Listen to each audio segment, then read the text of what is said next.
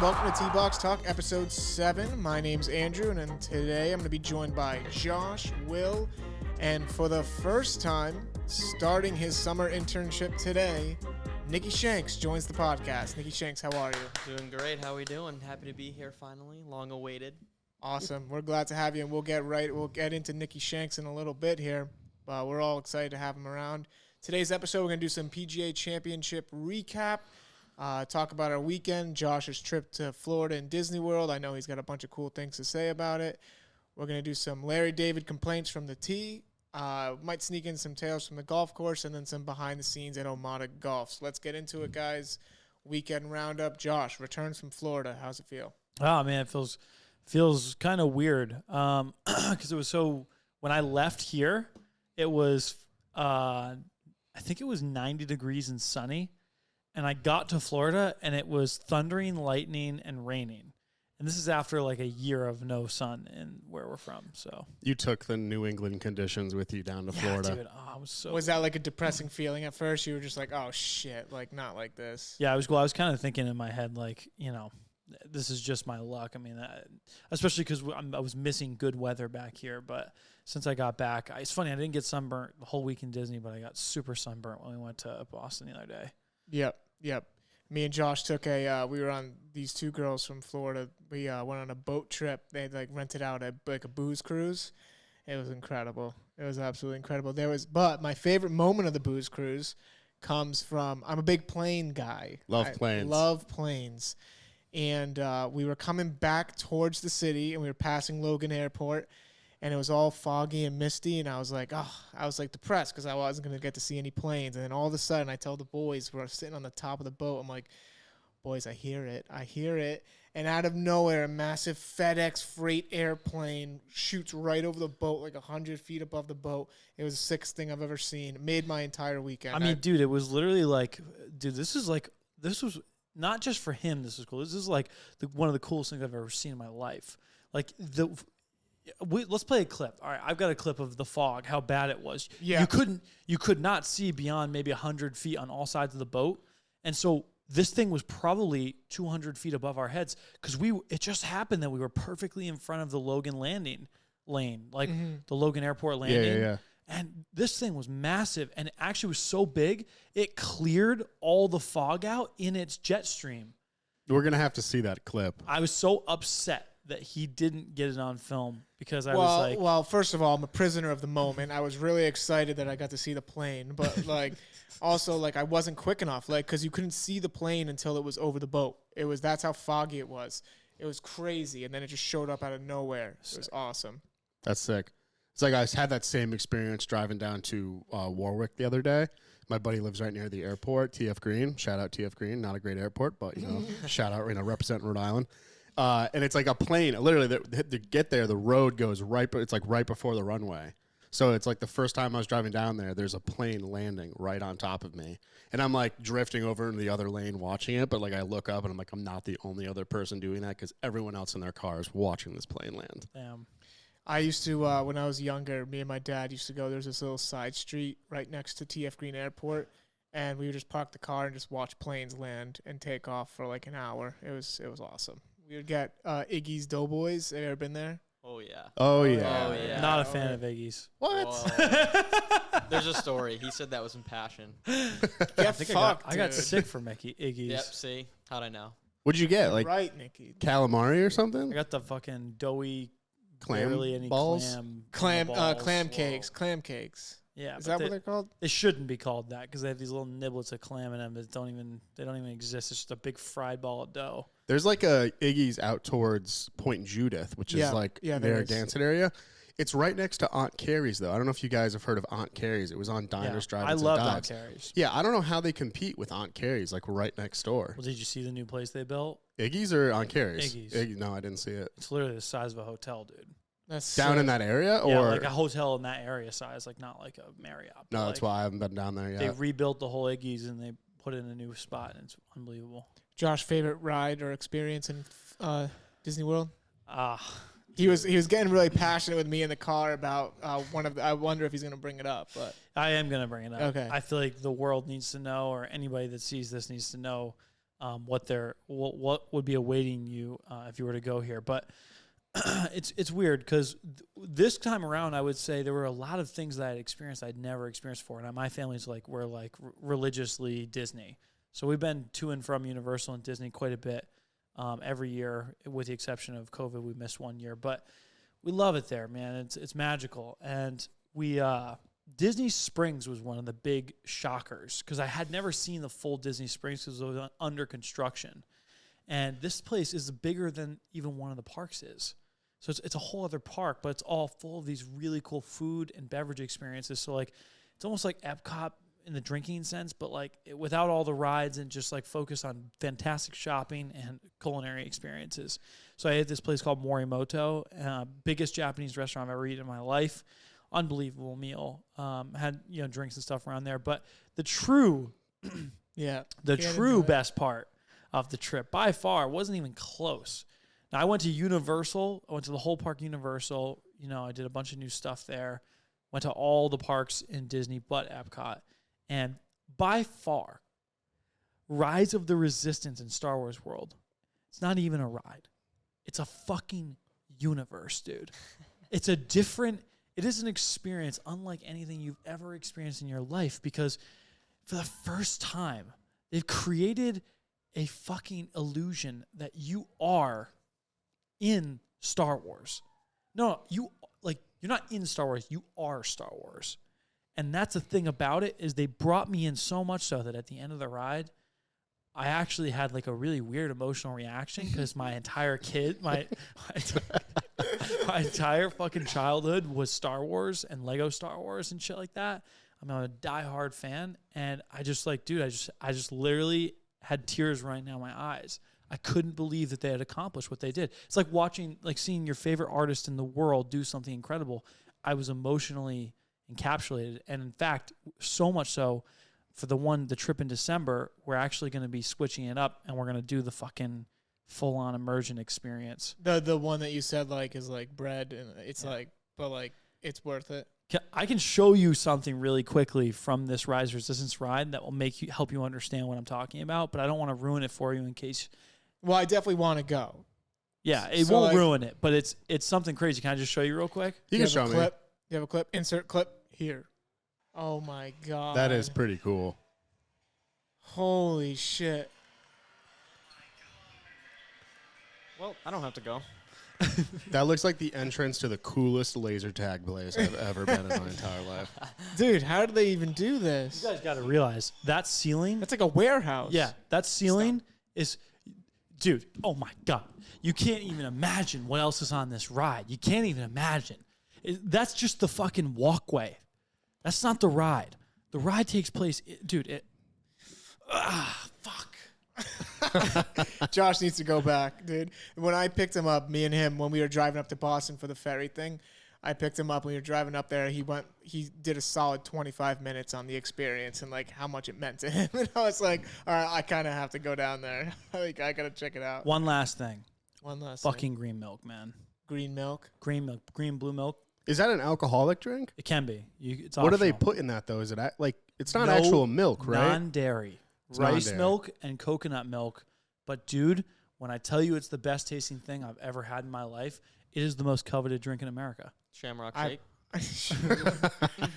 I've heard Josh say this is the best thing I've ever tasted in my life about 1,000 times. So well, I had fucking four green milks in one day. Did you get sick? Did you have an upset stomach? Absolutely not, because there's no milk in it. That's true. Okay.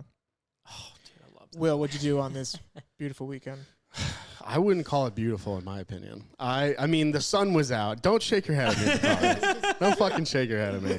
The sun was out, blue skies, driving with the windows down, great. But I don't fare well in 90-degree weather. The humidity was also a little bit rough. I don't know if you guys. It was probably cooler out on the boat when you guys were in Boston. Yeah. We also didn't get any fog here, so again, quite contrasting to the experience I had this weekend. We only got fog because we were like out in the ocean. Like it wasn't actually foggy in the city. It was on the ocean. We were in the fog. All right, little sea haze then. Sea haze. It was sick. It looked like Pirates of the Caribbean. No, my weekend was pretty mild. Spent most of Saturday in the pool, so that was kind of a positive. Does your there. apartment have a pool? No. My girlfriend's parents, they live in Warwick, and they had a pool, so we spent the day down there.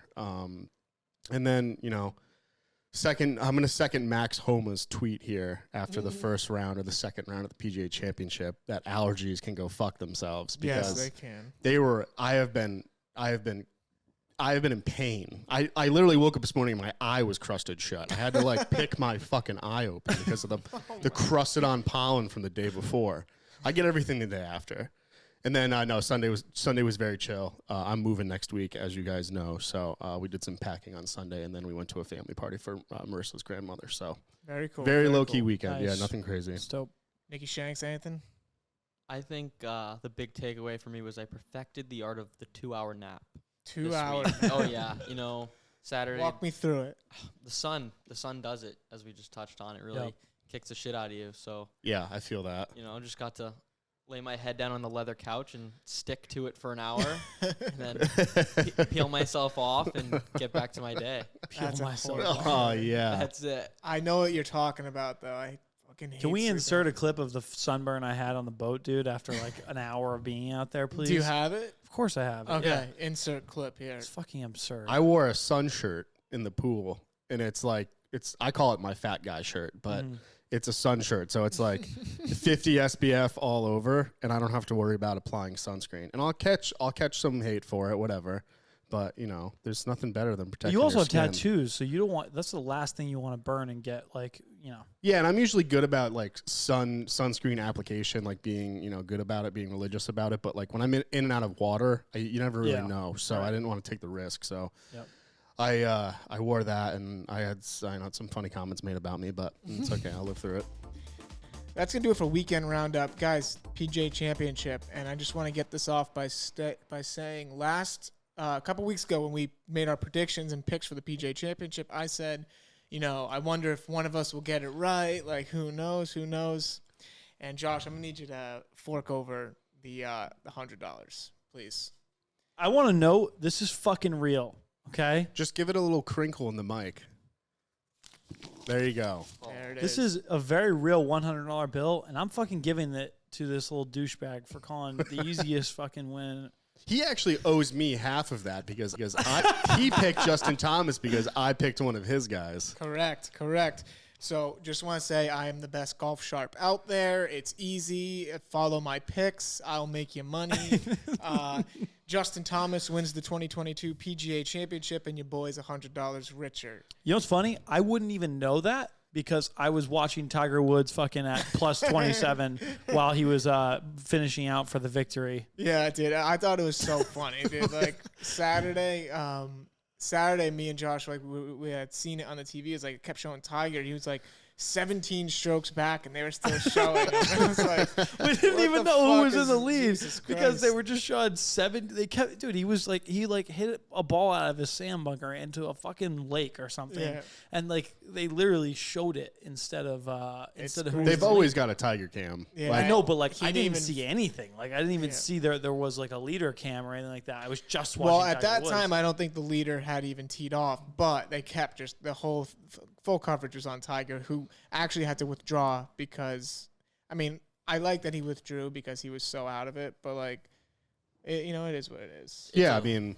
you go ahead. It's like a whole different tournament Sunday though. Like you watch it online and it's a whole different broadcast. Yeah, You don't hear Tiger once. You see the players who are actually in the lead, which is great. Yeah. that's No. what I like. That if Tiger had played Sunday, like I'm sure he would have gotten a shitload of TV coverage, and it kind of would have sucked, in my opinion. I love Tiger, but I wanted to see the guys who were actually, in contention. It was a competitive Sunday too. It was, and like that 18th hole collapse from what's his name? I have it. What was here. his name? Do you remember him? Mito Mito Pereira or something. Yeah. He's a young player from Chile who entered a tournament. He was leading. He's leading on 18, and he puts one in the drink. Yeah. I crumbled with the Will Zalatoris thing. I mean, it was great watching him in the aggregate 3-hole playoff, but I'm sitting there on my phone at a family party watching this happen, and I'm just crumbling myself because that was, between you and I, it was $100. It really came down to that. Exactly. And that's like, I really like how they do that. So at the PGA Championship, they have the rule that if there's 2 players tied for the lead, instead of doing a 1-hole playoff, for the PGA Championship specifically, they do a 3-hole playoff no matter what, match play. It's win, like you got to win 2 of the 3 holes. Which I didn't know. I thought it was a sudden death playoff, aggregate. So it usually is. Every one is different. Like I know the U.S. Open, both players come back the next day and play another 18 holes.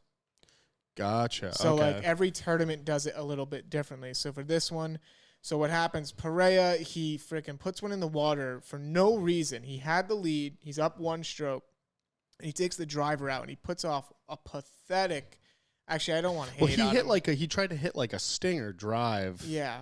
I didn't quite understand it, but I didn't get the move. I don't know why he was getting risky. You know what I mean? Like, but I also don't want to like hate on him because like that's gotta suck. He's got to be feeling pretty bad right now. Yeah, he gave a good after post round interview though, and good on him. He's a newer guy on the tour, and I think you said he came up with who was the guy he Him and Joaquin Neiman. Yeah, really there you They're go. both Neiman, chilly, yeah. So you see like the footage of Joaquin giving a little tap on the ass after hey, shake it off, buddy. Sorry, this is all I got for you. No words were said, just whoop, see you later.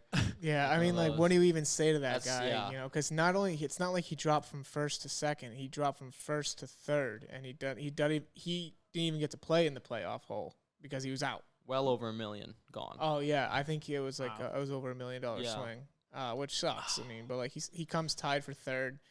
That's tough. But I mean, the 3-hole playoff was epic. Justin Thomas had an unbelievable day. Battled back, down 7 strokes. What was his percentages to start the day? I was just about to say it was 1.2% that he wins the tournament, and Vegas had him at plus 2,800. So going into Sunday. Wow. Going into Sunday, so Wow. 10 to win 290. Wow. Holy shit. And he That's comes wild. Yeah. he comes roaring back, That's forces fucking the playoff. golf, man. Like, Yeah. when I saw Rory was up in the lead early on, I was like, fuck. I was like, Will's going to win this shit. Oh, I was hyped. I was Yeah. like, I'm not even watching it for Yeah. the next 2 You had days. Zalatoris as well, right? I had Rory, and I thought Rory was going to come out on top. I was just convinced at after the first 2 rounds, and then he dropped back, and then my dad texted me and he goes, "Who had Zalatoris?" And I was like, "I don't know. I got to go back to the film." And I thought you had Zalatoris, but I was going to pick but then I Zalatoris, took Zalatoris, right? Yeah. causing me to take Justin Thomas. But it was crazy. It was that I'm at this birthday party on Sunday, and I'm watching this battle between Zalatoris and the guy that Pereira. I keep forgetting his name. Whatever. Mito. Mito, yeah. Pereira. And then I leave the party and I get home, and it's now a battle between Justin Thomas and Zalatoris. I'm like, where the fuck did Justin Thomas come from? Yeah. He battled, and then He was not being talked about the whole time. Like, I Not one bit. Yeah. and then all of a sudden he's there in the playoff. The 2nd hole of the playoff, so sick. He drives the green on the par 4. It was beautiful. What was the length of the hole? 307, I believe. Or Yeah. 3. What did he hit? A 3-wood? Yeah. No, Yeah. They were Yeah. 3 woods, which is There's no way he insane. hit that. 3-wooded the green. Yeah. And Well, I mean, Will if he- flew it. Yeah. If Yeah. you, I Oh, saw but he it- was off to the right. Right. Yeah, I was- yeah. Yeah, I was gonna say if you think about it, like I watched Scheffler hit, I was actually kind of amazed. He flew the ball fucking off of a drive, 336. That was he's carrying the ball to 336. I think he probably had the win. It might have been a little downhill. I Yeah. don't know, but still, I think what would you hit if I was to swing full out? What's the distance? 320, 330. I think is a stretch, just depending on the circumstances. But a 3-wood, they should be hitting that 290, 300. I feel like Rory had a 400-yard drive Yeah. on the first or second. I think it was the first round. He had it carried 359 or something like that. That's what really helped him separate a little bit on the second day. Is he was driving the ball very well, but he couldn't close it out. I kind of wanted Rory to win. I really too. wanted Rory to win. Just because, I like him. He's cool as hell. And, he's got the video game now. And, I don't know. I fuck with him. But Speaking of Rory, that initial pairing, Rory, Spieth, and Tiger, electric. that's awesome. Yeah, that was awesome. Whoever made the pairings deserves a raise because that was just seeing those 3 together. I think if it was Phil, Tiger, and Rory, that would be the only better pairing I could have seen. Yeah, Phil. I don't even know. Like, I didn't really watch that much of. I mean, I watched yesterday and stuff, but like, anybody hear them mention Phil or anything like that? No, I don't think they Bro, did. they weren't gonna say shit. Absolute I don't think crickets. Really? Yeah. Yeah. Nah, you kind of figure that. I definitely did not. The thing about Rory is Rory's been a fucking celebrity and a phenom since he was a kid. Like, he's been chipping into fucking what do you call it? Drying machines and washing machines since he was a little boy. I want to see somebody new come out that just is like kind of like that Jordan Spieth on the scene, Tiger Woods on the scene. Like, I want to see a prodigy that I can get behind. Because I'll be honest, I kind of got sick of watching Tiger Woods, and I'm like a massive Tiger Woods fan. I mean, I teared up when he fucking won the Masters, a couple years ago. Yeah. And like, that was one of the greatest moments of my life. But like, I got to be honest, I like watching him at minus 17 because they don't have any other personalities out there that are like destroying it. I don't know. It kind of got overkill. Like, I want to see somebody that's like they can't take the camera off of. Well, I think that's going to be Zalatoris. I think Zalatoris is so young, and he runner-up at the Masters, runner-up yesterday. He was in the top 3 of a couple other major tournaments. Like, Zalatoris is going to be that guy. He's going to be a phenom very shortly. He's young as hell. He's very likable, and I'm excited to watch him play. Yeah, PGA Championship was his 5th top 10 finish. Yeah, I mean, the guy, he's already almost made it, and he's like only 24. Like, he's going to be really good. Yeah, he's a young guy. I liked how like Tiger was shouting out JT after JT won it. It's Tiger and JT are wicked close. So that was cool to see. I don't know. I love JT. I think he's a ballsy-ass golfer, and I think it just goes to show, like, it's big-time moment, second playoff hole. He drills the green. I mean, even just starting the day, 7 back of the lead, and he just battled, played his game, and then boom, he's there. And all you gotta do is be there, and then, he obviously the playoff doesn't happen if Pereira doesn't collapse on his final shot. But like, collapses happen. That's why you have to stick with it in golf, especially. You're never out of it. That's the most common thing I think I see in people who just pick up the game. Is that they get super frustrated when they hit a bad shot. And you can speak on this, is like the second you let that mentality get into your mind. Like, I remember I watched Jon Rahm. I was rooting for Jon Rahm, obviously, because he was my pick. But when he like went up out of the sand and he was chipping, it was an easy-ass chip. And, it wasn't an easy chip. It was out of the rough, but like he sculled the ball past the green, like, and he was on basically the fringe, and he scolded past, and he was getting all upset and shit, and I was like, fuck.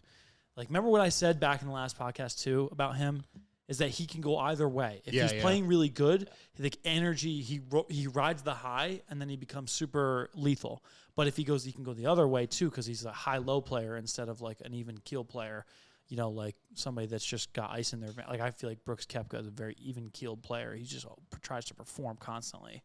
Speaking of Jon Rahm and lethal, I don't know if you saw the article, but Jon Rahm hit like an ESPN reporter on his drive on one of the holes. Really? Mm-hmm. Left her all like bloodied and stuff. Really? Yeah. I saw... I like read it briefly in the New York Post this morning. I didn't see it happen, or I didn't hear about it until today, but... Apparently, she got pretty banged up from one of his drives. It went like directly left off the tee, and it's an unfortunate thing she got hit, but the ball actually bounced off of her face, I'm assuming, and went back in the fairway. I'm not kidding. That's what the article said. Yeah, that's like, I'm not gonna laugh. I'm like that sucks, but like it's just ironic that it fucking went back into the fairway. Hey, what were we just saying? You can never feel like a bad shot can become good really quickly. You never know. Just off someone's dome right into the fucking fairway. Like, I'll take that all day. Backboard into the fairway. What's the rule on that? Does that like count? I guess. Player as it lies. Shooter McGavin, baby. Player as it lies. Imagine, like, you're the reporter, though. You're like, yeah, she was really injured, but the ball is in the fairway, and we're going to continue play. So, Nicky Shanks, if you don't know, Nicky Shanks is a Division I golfer over at Bryant University, and he's an amateur golfer, plays in a lot of tournaments. Nick, have you ever slammed someone, a spectator or anything like that? I mean... Against what people would think, we don't have the most fans. It's not usually, super. They don't have fucking 20,000 people lining the fairways.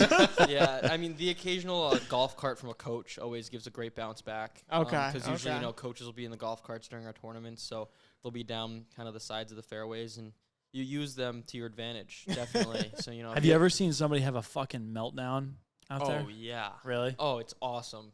When it's not you. When it's not you, you know. Yeah, I mean, you can kind of see the trajectory just go right to the ground. You know, when they're, you know, it usually starts out with like 4 or 5 pars. Like, okay, like, you know, I can get a birdie, and then you toss a triple at them, and their world is just spinning. Yeah. And we're walking too, right? We're not riding, so we're all. You can't use push cars, can you? We can. Okay. We can. So, I mean, some of those kids will zoom ahead, you know, and get ahead of you a little bit, but you can kind of like see their face, like the expression just go, oh, and then you hear like the mumbles and the bag hits, and then I played with a kid who just absolutely duffed like an 8-iron, you know, pretty standard shot, and just wailed his 8-iron at the bag, and we're like, that was a pretty good, you know, little swing at it.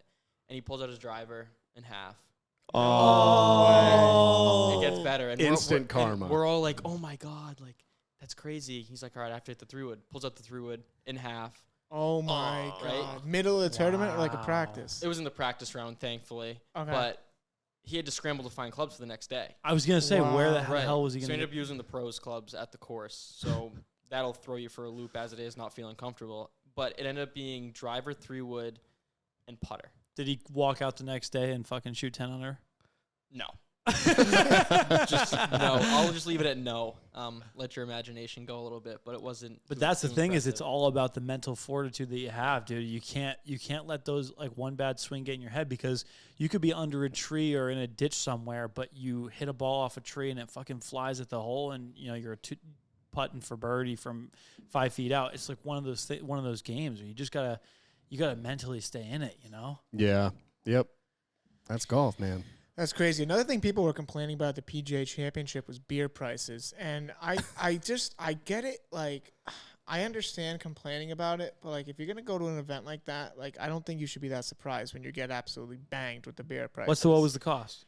$18 for a Mickey Ultra. That's fucking. How big? Tall? But what I did find out is they're 24. Yeah, they were 24-ounce cans. Oh, then people got to stop fucking complaining. That's crazy. Because you really break it down to like $2 beers. $9 a beer. Yeah, that's not that crazy. No, because if you go to like last baseball game I went to was Yankees. I paid $16 for an IPA. Yeah, a 16-ounce IPA. Oh, dude, when you go to Fenway Park, you're guaranteed spending at least $75. The problem on is beers it's not about the amount though.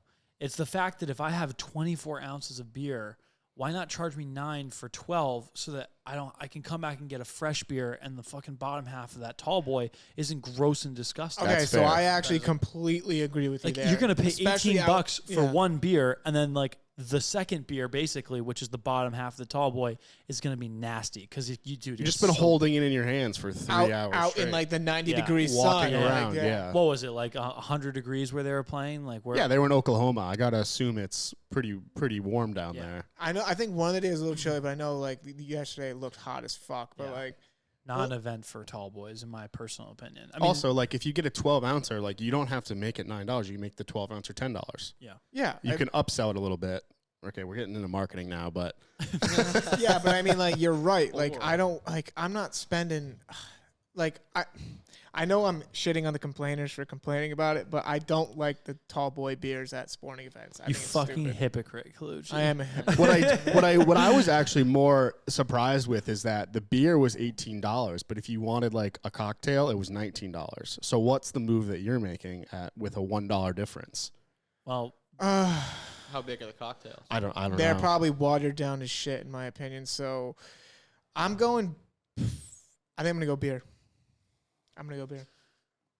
I don't know. I was gonna say beer, but like to Josh's point, you're just gonna be drinking a warm beer in a half hour. Yeah, but a cocktail, you're probably only getting like a 12-ounce cocktail. That's true. You're I'm not getting the person. I'm an asshole when it comes to spending money. Like if I'm out there, I'm just gonna buy what I want in that moment. So 9 times out of 10 in a situation like that, it's cocktail all day. Yeah. I'm not going to get a stomach ache out there and be because dude, you walk so much at those events and it gets hot and there's nowhere to hide.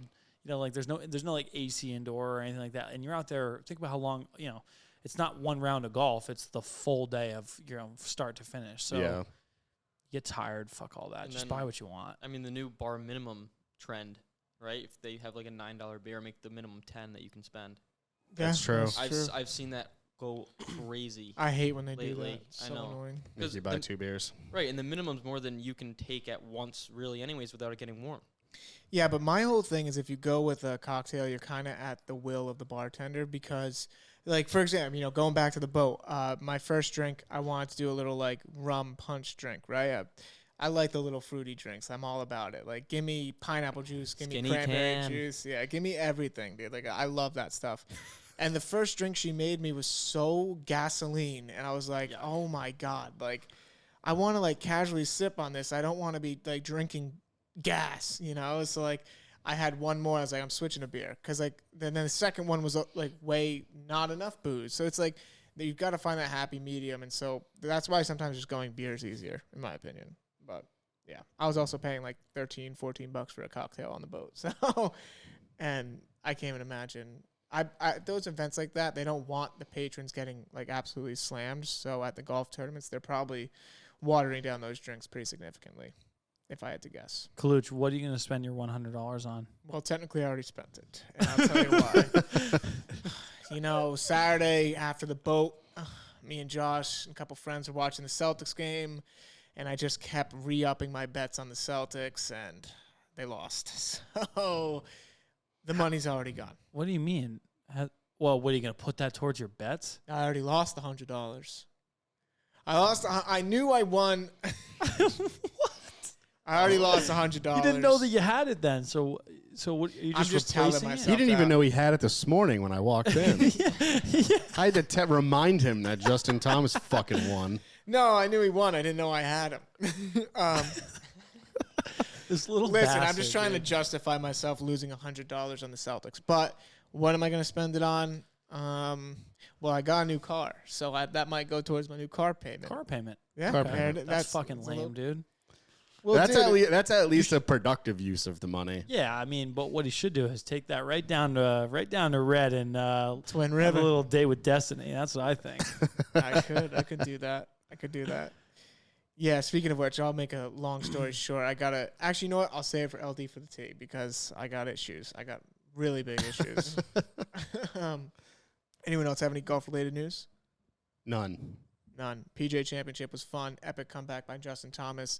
I won $100. I'm not gonna spend it on the car payment. I'm gonna go have fun with it. Of course. What's next? What's the next thing up? The Open, I think. Oh, Brookline, Massachusetts, the country club. I think that's the next big one. In case anybody didn't know, that's the course where Francis We Met fucking won. Yeah, As the an greatest amateur. game ever played. Greatest game ever played. Oh, Who's it by? really? Disney. Disney. Best of the best. Actually, little. This is a what do you call it? An Easter egg. But they actually the main song of Disney World, like when you go into the park, like the very first Walt Disney song, they actually repurposed that as one of the songs in the greatest game ever played when he finally realizes his destiny. You haven't seen this, right? I've seen like parts of this movie. Yeah. Okay. Have you seen this, Nicky Shanks?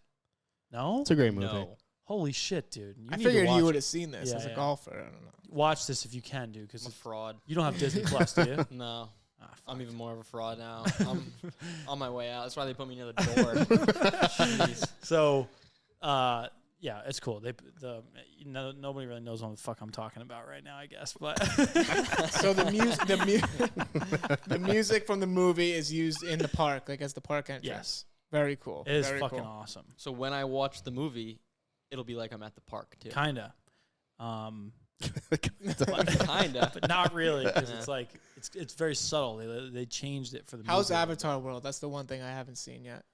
Well, actually, no, I haven't seen a fuckload of stuff. Avatar World. Okay, one of the things I realized this trip, food is very, very important at these parks because there are parts of the park that have good food or are parts that have really not good food.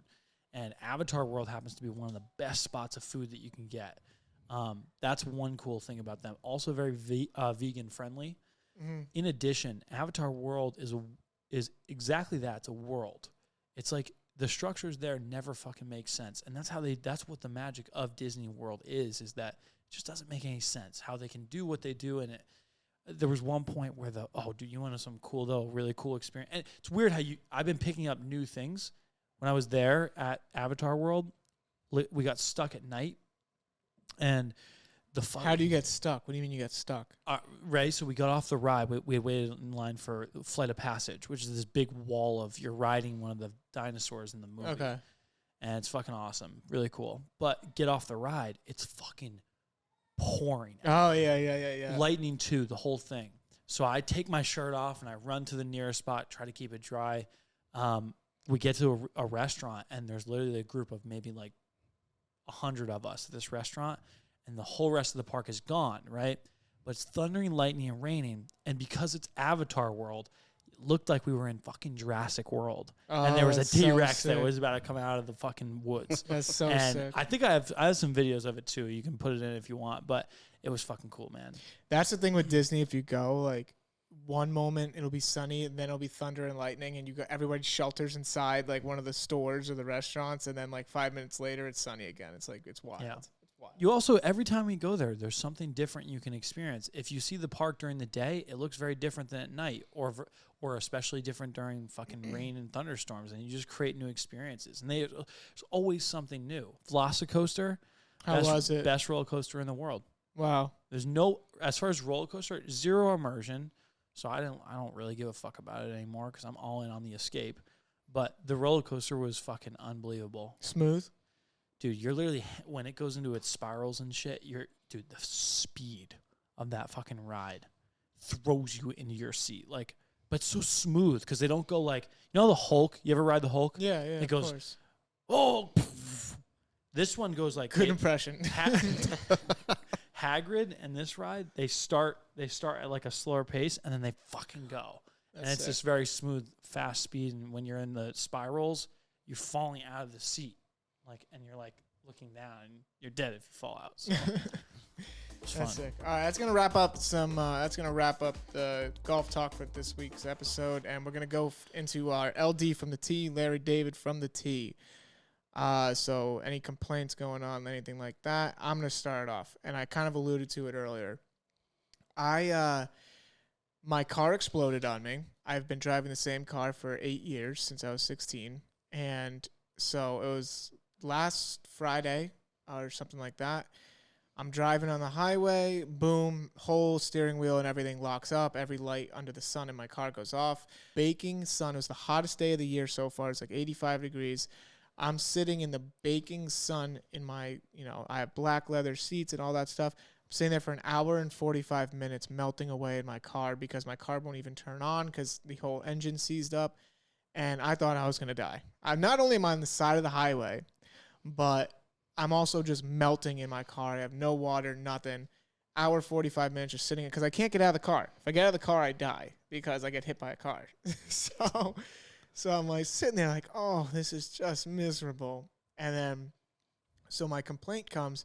I immediately had to start car shopping because I get the call from Firestone and I get it towed there. Firestone calls me. They're like, at first they said it was going to be nothing.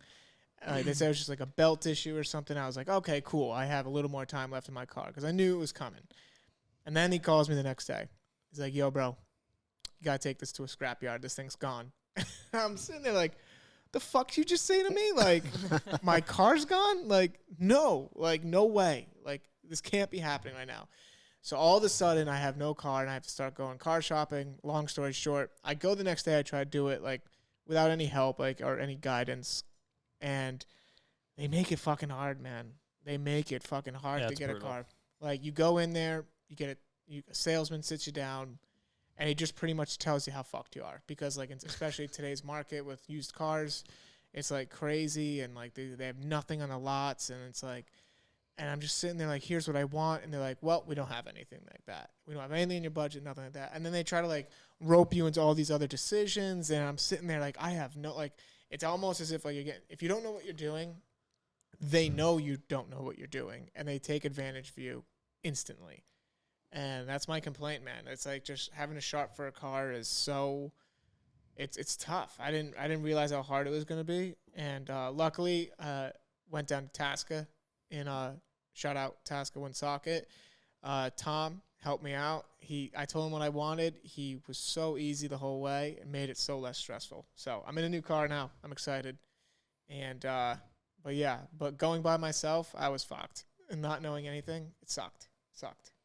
The important part is you got the car, though. Because being without Got a a car. car is like one of the worst things. I mean, Yeah, it was terrible. you don't like before you turn 16 or 17 and you don't have a car, you don't realize like the amount of freedom that you lose, the ability to do anything in your normal day-to-day life. Need a car. And there's a big pride factor for me in like having to have my mother drive me to work. I'm like, oh God, like you just like feel like I don't know, just feel like a bitch.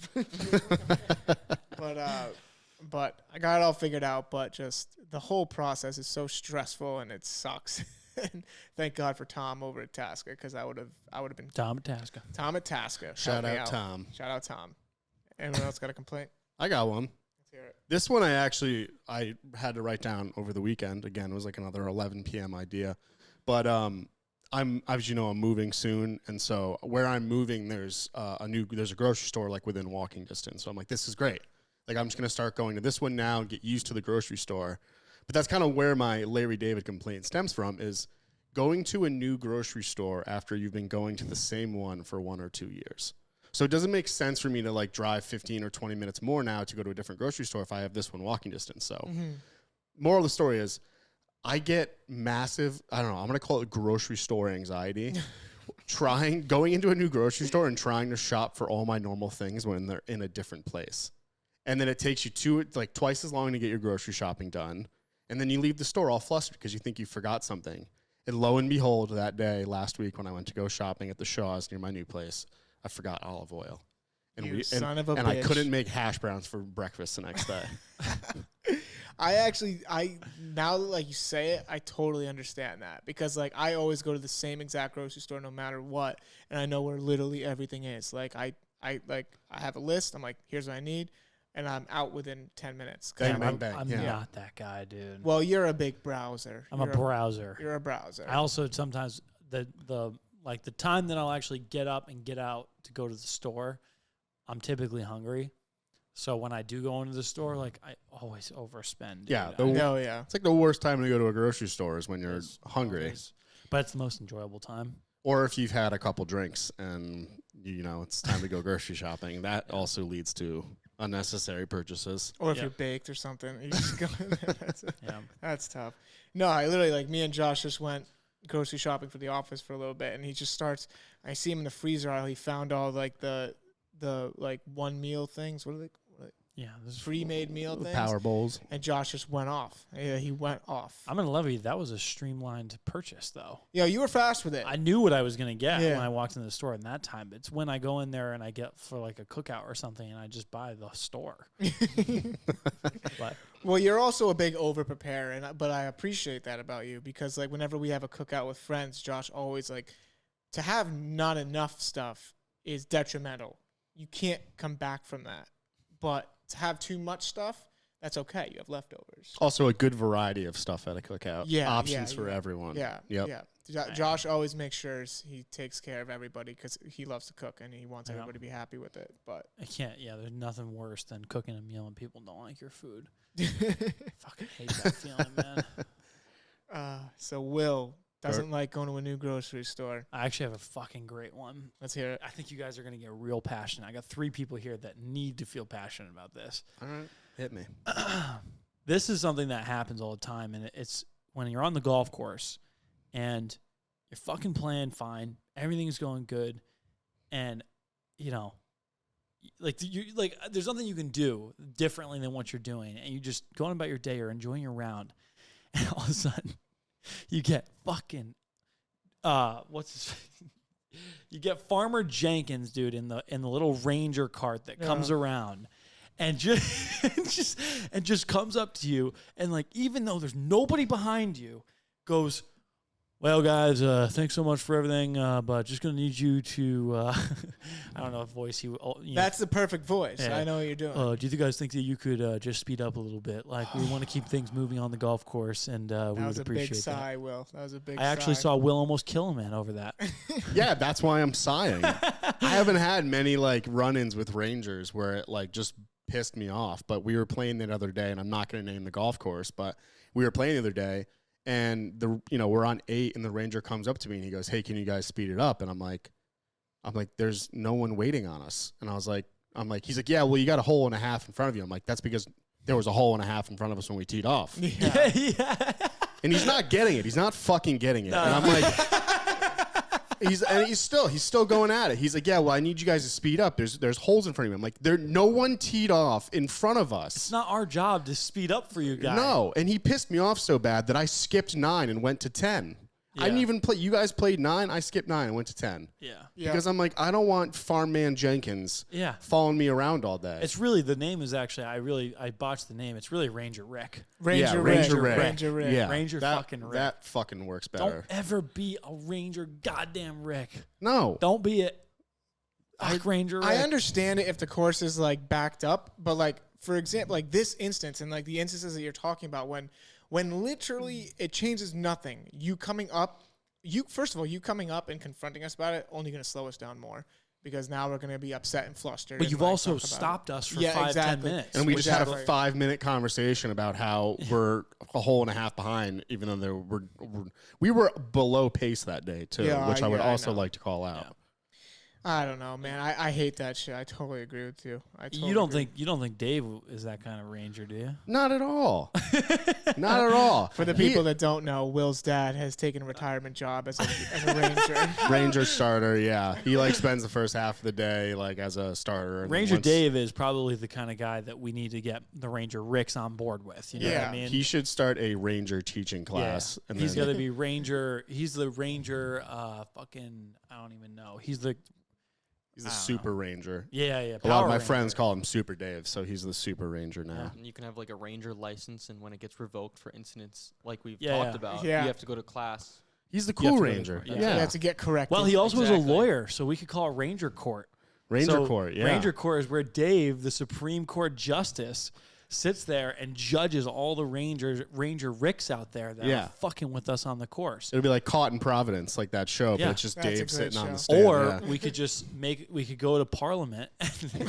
and British Parliament. Just scream at each other constantly for 35 minutes, get nothing done. Or go to the U.S. government and like make it so that we can assault Ranger Ricks. And then we could just punch them in the face every time. Josh giving me old Florida man vibes now. Josh resorting to violence. Yeah, we just punch Ranger Ricks in the face when they walk over. We knock their fucking dentures out, dude. Like, no, it's in the rule book. See, item 12A. Punch Ranger in the face. Yeah, I totally agree with you. That was a good one, Josh. I hate that shit. Appreciate that. Nicky Shanks, do you have a complaint for the day or no? I don't think anything I say right now will hold up to that conversation. No, but I'm going to give it a stab. Let's stab it. Yeah, so coming in the office today, I had to get situated and looking down, see a nice little power strip that I can't fit any of my plugs next to the next plug that's plugged in. I know exactly what you're talking about. Which plug were you trying to plug? Were you trying to plug in an iPhone charger? Or like a Mac charger, or like a computer charger? Like the computer one, right? And it has like the 3 prongs, so if there's like a Mac charger or anything next to it, that plug is useless. Yeah. Useless. It's That's massive. my bad. It's a massive. No, but it's a massive design flaw. I know exactly what you're talking about. You add an extra 1/4 inch to each one. Everyone's happy. No one complains. That's like when the Mac laptop chargers are like big squares, and if you punch them in on like a tube, just a regular outlet, you can't use the bottom outlet. It's Same thing ridiculous. goes for the power strip. Yeah. It's ridiculous. That's facts. That's fucked up. I don't think it's. Is it on the charger people or is it on the power strip people for putting them too close together? It depends on the model. I mean, those power strips have probably been around forever, though. Yeah, they're like, that's like archaic. Power strips have yet to change really. The only thing they've done is add like fucking USB ports.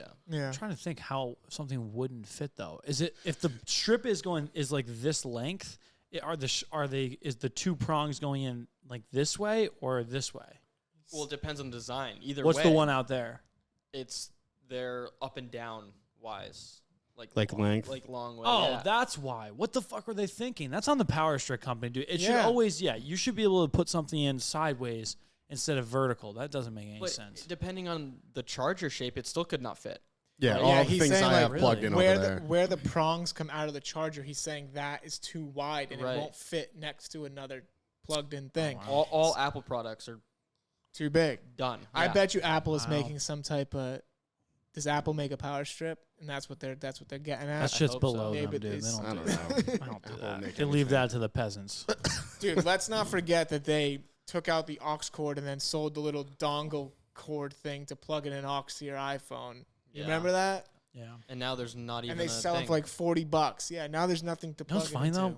I've gotten on just fine without it. Now they're about, Yeah. I mean, same. Most same. everything is Bluetooth now anyway. Why the fuck would I want cords? Right. That's Yeah. I think that's kind of like Get cords out their of here. reasoning like behind that. Get Like fuck if you cords. use corded headphones still, like Look You at can these get- podcast things, dude. Like, what the fuck are we doing? You know, yeah, it would be cool to have like wireless studio headphones. Well, they do have those. But, mics that are wireless. well, yeah, but like ones that like hook up to like Right. the the Rodecaster. Or I don't something. know I don't if know I- about that. I don't know if I would trust a wireless mic like that though. For this, like, if you No, I went a whole wouldn't. thing and it was If you like cut chopped out, out, yeah, if you you're chopped That's out, why you wouldn't know. do it. But I mean, yeah. So there's things that you would need. I mean, these are thick ass wires. So Yeah, there's no, these no are good. way. Like, But I mean, wireless could also fix my problem with wireless charging yeah. and all that. How it's evolving. I mean, Well, I'm kinda power out- strip wise. See, I'm out on the wireless charging, like putting the phone on the circle thing to charge it. I'm out on that. I'm just good with the fast chargers. 'Cause then you now. the pick it fast up. chargers. Fast are sick. chargers. If I Yeah. could plug my Yeah. phone in, realistically, like the future is if not better technology than what is an iPhone, if it can go further, fine. But if it is an iPhone and that's kind of the model, the base that carries out for the next 5 or 10 years, I really would love to see a 5-minute fucking full charge. You know what I'm saying? Like Yeah. a Tesla. Like I can plug this thing in. And that's not right that a Tesla, a massive car, in 30 minutes can get 90 to 100 miles of range on a charge, but I have to leave this thing into a standard charger for 3 fucking hours to get a full charge. Well, I Like, was telling Colucci, I just got this new phone and it came with a power charger. Yeah. Well, I already Those had are one sick. for my iPad or whatever, but I was telling him I don't even charge my phone at night anymore. Oh, yeah. I just wake up like before I like cook breakfast and shower, and then by the time I get out of the shower, my phone's charged. what do you think it is right now? 15 minutes gets you how much you think on the fast charger? It's tough to say. I would say like 30 minutes probably gets me like 50% battery. That's not that. Are you sure about that? I wish that stat was. No, I'm better. like pretty positive because like every time I plug my phone in, it's at like 40 or 50%, and I come back and like the low power mode's been turned off, so that means it's above 80%. Okay. I never Alright. check it really, but like by the time I don't like I used to plug my phone in all the time when I got to work because I did the same thing before where I wouldn't charge it at night. But Mhm. That's better for your phone though. At night I've been kills told, your yeah, battery. you're not supposed to Yeah. leave it in all night. But now it stops charging or it doesn't start charging. Like Wow. it picks up on your patterns. You nailed it, Will. What? You can recharge your new iPhone up to 50% battery in around 30 minutes. Wow. Yeah, okay. that's- You're right. You can fast charge your iPhone 8 and later up to 50% in around 30. Yeah, just repeating. Yeah. Yeah, that's so I about figured, right. yeah, that's about right. That's pretty sick. That's pretty sick. I'm always scared of fires though. Like when Yeah. I plug my phone in at night and like it's on my bed or something, I'm just like assuming one day I'm just gonna wake up in a ball of flames just because like an electrical thing went south. But Well, I actually have a story on that one. Let's hear So it. yeah, a girl that I went to high school with fell asleep and she had the whole power strip in her bed. That's I mean, granted, we'll let it go. Yeah, the Right, fact it that she had a happens. power strip in her bed. Yeah, I mean, cuddling. You never know. I've never heard of that But- before. It's like making toast while you're taking a bath. Yeah. But she ended up rolling over onto it, and it burned right through her skin. Again, how you don't wake up beyond me. Yeah, That's it's Beyond crazy. me. But to the point where it was like surgery, like Damn. whole 9 yards. wow. She was just getting burned in her dream and What did didn't it- wake up. What did it burn her? What Right. burned her? The electricity or the? The brick got so hot, and She was like laying and on she it. was on it, so I had nowhere to go with the heat. So it went right through her skin. I'm typically try to stay pretty neutral of opinions and whatnot, but the fuck do you put a brick in your bed for like that? Like, who in the fucking history of mankind has ever done something like that? That's insane. And that, karma, please don't fucking smite me down. I just Josh Josh tonight's just gonna wake up in a bed of flames. well, I mean, to be fair, you're talking to the wrong guy because I've actually nearly my house nearly burned down for my electric car charger. yeah, I yeah. heard that story. it's Yeah. like- I could- Crazy I story. mean, dude, I fucking I came home and sorry, I wasn't home. We were all home, all our friends, and just by the luck, dude, it was so fucking lucky. Like we smelled fire in the basement, but we didn't know, we didn't think anything about it. Went back up there like a little while later, like just by chance because my buddy was looking for actually booze, and so we went up there to look for it, and we get in there, it's like fucking smoky in the garage. I'm like, what the fuck is going on? So I sprint to the wall because I see something happening, and behind the charger, the wall behind the wall is Damn. on fire. The whole fucking wall. And the bad part is 210 volt wired in electricity fire. So I went out, grabbed water. I put it on the fucking. I put it on it. Like actually, first things first, I had to get to the fire, so I started punching through the wall. And he were you there for this? I wasn't there for the punch through, but yeah, I started fucking my hands. I got one of my longboards and my it was like I blacked out. Just like my instincts took over. Yeah, And damn. got behind the wall, started dumping like pulling spring bottle of water down the wall, and like the flames were crazy. That it was like we nearly, if we hadn't discovered that, I think the house could have gone up in flames. Oh, and somebody could have been absolutely. killed. Yeah. absolutely, It's it pretty would've gone up in pretty flames. gnarly. And it's all because one of our friends needed his bottle of booze that was in Josh's car. So they went out to the garage, smoke. Josh sees the fire, goes through the wall, and the whole garage was on fire. Shout out Reverse Terry, fucking Reverse Terry, you know who you saving the house. everybody, yeah. So moral of the story is booze saves houses. Booze saves houses. That's going to wrap up our LDs from the tees for today. A little bit of behind the scenes in OMADA Golf. Welcome Nicky Shanks to the podcast. Welcome Nicky Shanks to his first week at OMADA Golf. Thank you. Golf clap. Thank you. Yeah, we're excited to have Nick. Nick, first day thoughts. What do you got? I'm feeling comfortable early, which is a great sign. I didn't really know what to expect, but early meetings really made me feel like I'm kind of at home in a sense. So I know what's expected of me too, which is great, and hopefully I can definitely meet them, if not go above them. So Did you think I was going to come in this hot today and just like have everything just fucking ready to go and Throw you right on the I mean, podcast. No, I didn't, but Yeah. I was like, I'm glad because, it's good that there's a goal. You Yeah. know, Yeah. I feel like that's important. I don't want to be here taking up space. So Nick is going to be taking over one of our golf pages, and if you want to see, just follow along. I'm sure if you follow any of our social medias, you'll see it. But he's going to be doing a bunch of content this summer, and hopefully he kind of finds a little bit of a character in himself. So we're pretty excited about that too, to get him intertwined into the brand and the social media. It'll be fun. Absolutely. We're excited to have him. How was our interviewing process? How'd you like it? Because I think we just kind of had you in, just chilled with you for a couple hours, and like that was kind of our wiped interview. our- Also, in addition to that, what was the difference of any other places that you interviewed at? I think this could actually be another big pet peeve was the online video interview when you're just talking to a camera and it is so awkward and you're just like smiling, waiting for no one to smile back other than the camera and your reflection, and it would take 3 hours to finish a 10-minute interview. Just because you're and you get to watch it back, right? So you can see everything you messed up on and all the wrong answers, and I'm like, I just can't do it. So What kind of companies were you looking at? Some of them were kind of bigger, pharmaceutical companies, some sales positions. So they kind of really want to see, your people skills. But talking to an HP laptop in an empty room isn't really great representation of people agree. skills. Facts. So, No, I accept. I spoke to Josh early in the process over the phone, kind of I got a great understanding of kind of where he comes from and his whole energy. And that kind of carried over well into the meetings when I came and saw the space that we'd be working in. So It's And crazy. for- I'm sorry. Go For ahead. everyone listening, Nick's first in-person interview consisted of him wiping the floor with us on the simulator. So Yeah. that was pretty much it. Yeah. I was competitive with him in the beginning, and then he just started going fucking pin after pin after pin, and I was like, all right, this sucks. I definitely pinpointed this one because I was like, oh, golf, I can use this to my advantage interview Yeah. process-wise. And Mm-hmm. Oh, it's kind of weird too, Nick, because it was weird how that whole thing happened because I had never used that. Like, you're smart for having been on that fucking. What's the name of that? Was it- Job board. was it Blackboard Handshake? or something? Handshake. It was Handshake. That's huge right Dude. now on campus. Oh yeah, I can't and honestly, it was easy for us too. I mean, well, it was a bitch for us in the beginning because we had to go through. That's the thing, how this all played out. It's crazy. We had to have thought of this 5 months ago, 6 months ago for us to even have, because we had to go through so many permissions and so many things with, the different campuses that would allow us. Bryant was specifically, I had to call them and go through a bunch of shit. It was annoying. And then even then, there was no way for us.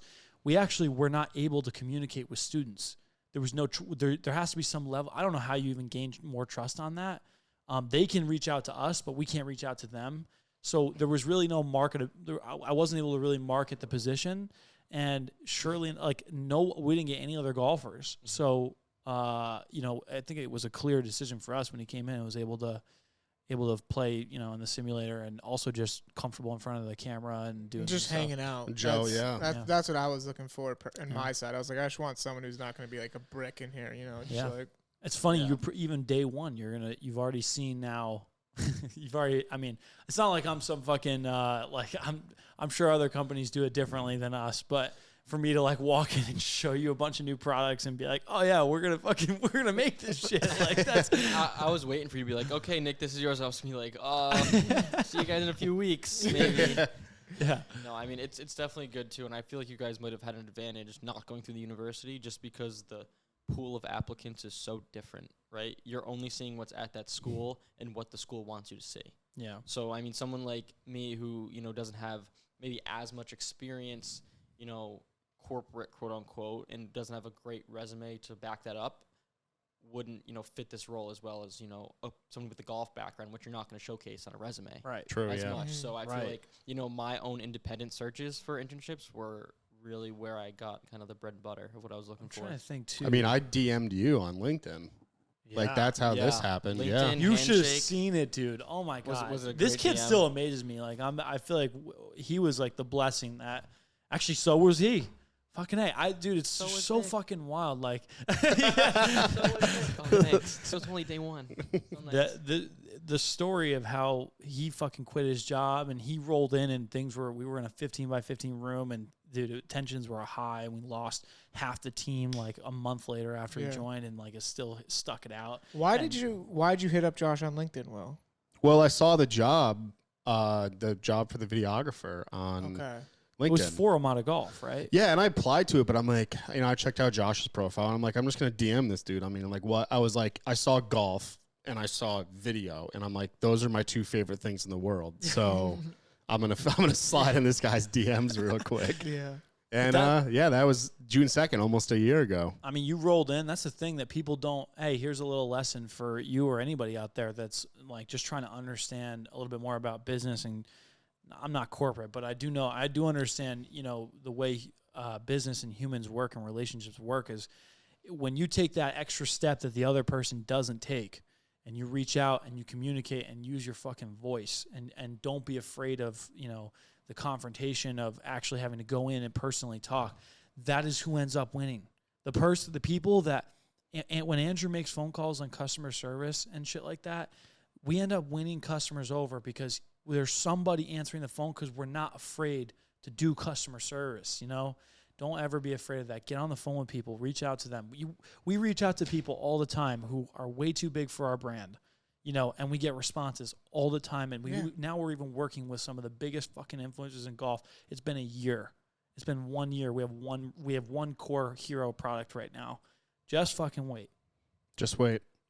OMADA's coming. That's all you got to know. That's going to wrap up episode 7. We're all excited to have Nicky Shanks on board.